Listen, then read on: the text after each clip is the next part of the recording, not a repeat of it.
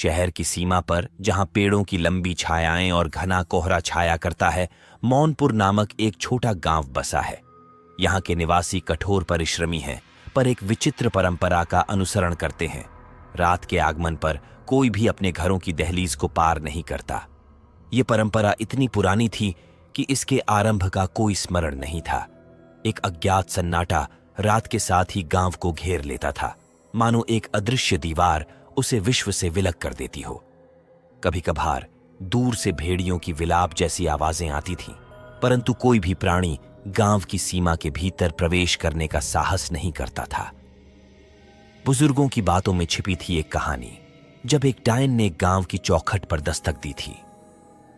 उस रात अंधेरे की शक्तियों से उसने एक समझौता किया। गांव की सुरक्षा के बदले में मांगा गया था हर रात एक बलिदान।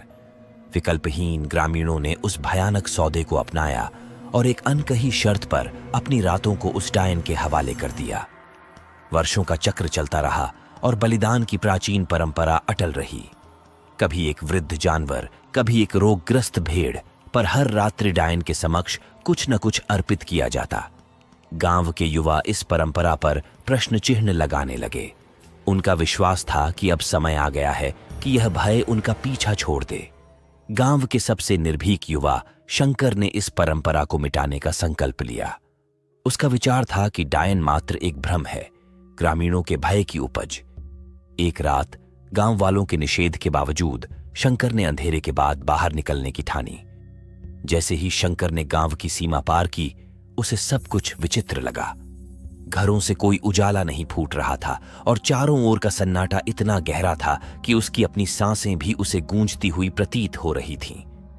पेड़ों की टहनियां हवा में ऐसे लहरा रही थीं, मानो वे उसे किसी अदृश्य शक्ति की ओर आमंत्रित कर रही हों।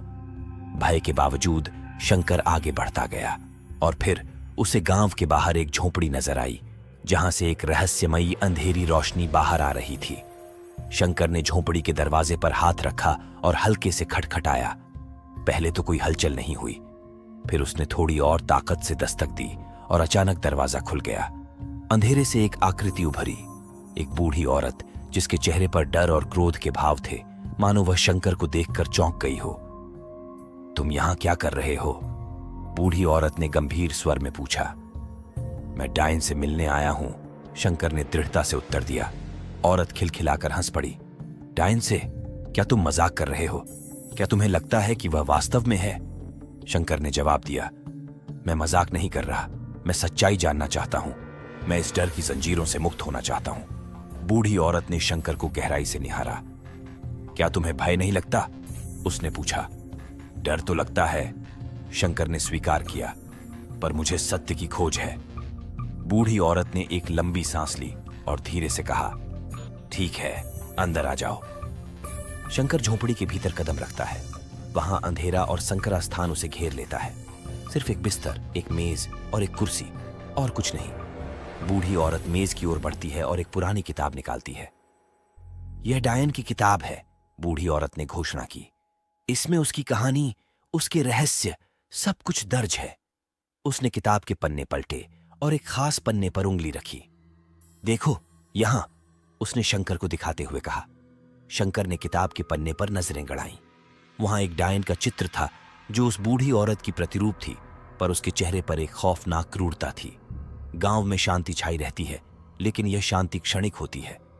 अजीब और अस्पष्टीकृत घटनाएं फिर से उत्पन्न होने लगती हैं, जिससे ग्रामीणों का डर फिर से जाग उठता है।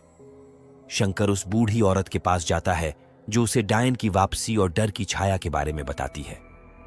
इस छाया को हराने के लिए उन्हें एक विशेष प्रतीक को सक्रिय करना होता है। इस प्रतीक को सक्रिय करने के लिए दुर्लभ जड़ी बूटियों, एक सफेद चादर और गांव के प्रत्येक व्यक्ति के बालों की आवश्यकता होती है। वातावरण में एक अज्ञात ऊर्जा का संचार हुआ। अचानक झोपड़ी के बाहर एक भयावह छाया प्रकट हुई। वह डायन की तरह दिखाई देती थी, पर उसका आकार धुएं की तरह अस्पष्ट था। छाया ने आक्रमण का प्रयास किया, परंतु प्रतीक से उत्सर्जित प्रकाश ने उसे वापस धकेल दिया।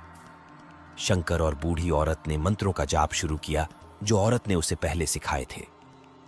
रात भर युद्ध चला। प्रत्येक क्षण के साथ छाया अधिक निर्बल होती गई। पर वह आसानी से पराजित नहीं होने वाली थी। शंकर ने अपनी शक्ति क्षीण होते अनुभव की और बूढ़ी औरत की खांसी तेज हो गई। अब भोर की पहली किरण के साथ छाया ने एक भयानक चीख निकाली और वायु में विलीन हो गई। शंकर पर राहत की एक लहर दौड़ गई, पर उसकी जीत का जश्न बहुत छोटा था। बूढ़ी औरत उसके बगल में बेजान पड़ी थी। शंकर उसके पास भागा, पर बहुत देर हो चुकी थी। औरत चली गई थी। उसकी आंखों में आंसू भर आए, क्योंकि उसने उनकी जीत की कीमत को समझा। उसने गांव को डर की छाया से तो बचा लिया था, पर एक भारी कीमत चुकाकर। शंकर ने उगते सूरज को देखा, जो गांव पर अपनी सुनहरी किरणें बिखेर रहा था। ग्रामीण अपने घरों से बाहर निकले, उनके चेहरे चिंता से भरे हुए थे। उसे उन्हें यह खबर बतानी थी, पर उसके मन में उनकी प्रतिक्रिया का डर भी था। और इस तरह मौनपुर का गांव एक नए सवेरे की ओर बढ़ चला, जहां हर दिन उनकी एकता और साहस का नया परीक्षण होता है। लेकिन अब वे डरते नहीं, क्योंकि उनके पास शंकर की वीरता की कहानियां हैं, जो उन्हें हर कदम पर प्रेरित करती हैं। उनकी आत्मविश्वास और उम्मीद की ज्योति अब कभी नहीं बुझेगी।